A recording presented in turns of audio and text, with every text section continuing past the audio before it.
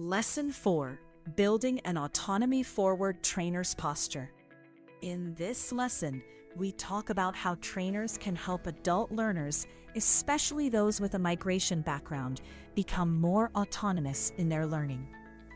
The main idea is simple. There is no autonomous learner without an autonomous trainer.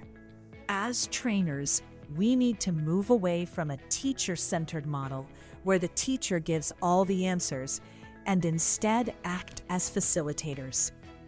Our goal is to guide learners to understand how they learn and help them gain confidence in managing their own progress. Trainers are not just teachers. We are guides, mentors, organizers, and advisors. Our posture shapes how learners develop autonomy. To build autonomy in our learners, we can prepare and teach with a few key principles in mind. Encourage diverse and flexible learning approaches. For example, by adopting multisensorial practices and activities. Each learner is different. Their ways of learning can change depending on their environment, motivation, or life situation. The research encourages trainers to distance themselves from their innate approach.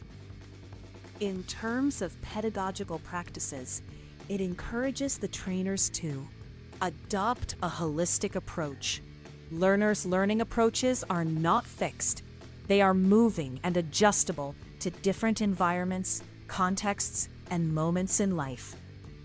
Combine different kinds of materials that would mobilize various aspects of the learning among the learners. Differentiate the exercises to give the learners the possibility to develop their learning according to their preferences, interests, sensorial approaches. Mobilize learners on less developed learning interests to strengthen their ability to adjust to any learning environment and to develop their autonomy.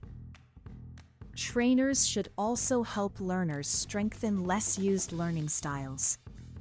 If a learner is shy in speaking but strong in writing, give them small speaking tasks that gradually build confidence. Support metacognition.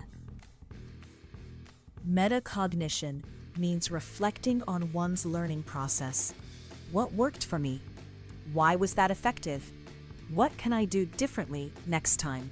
You can encourage this reflection through short questions after each activity.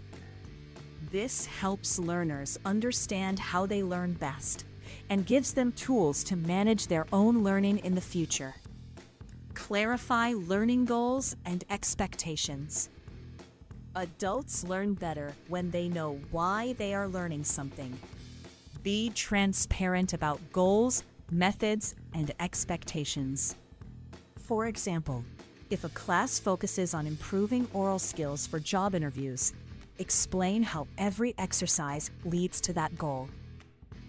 This clarity builds trust and motivation and makes learning feel purposeful.